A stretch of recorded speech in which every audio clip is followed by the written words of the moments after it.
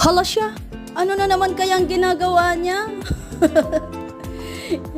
Na-bored na naman siya, kaya yan tuloy, nagpunta na naman siya sa kanyang kamutihan. Yung mga kamote kasi na yan, matagal na rin yan, ngayon lang ulit na bisita, kasi nga, ngayon lang nagka-free time.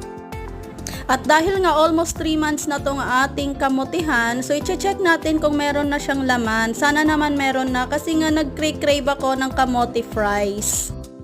Una kong natikman mga kabi yung kamote fries sa isang restaurant na kinainan ko at susubukan ko ngang kunin kung makukuha ko ba yung lasa na natikman ko doon sa kamote fries na iluluto natin. Ngunit kung wala tayong makukuhang kamote, paano na lang? So sana nga meron.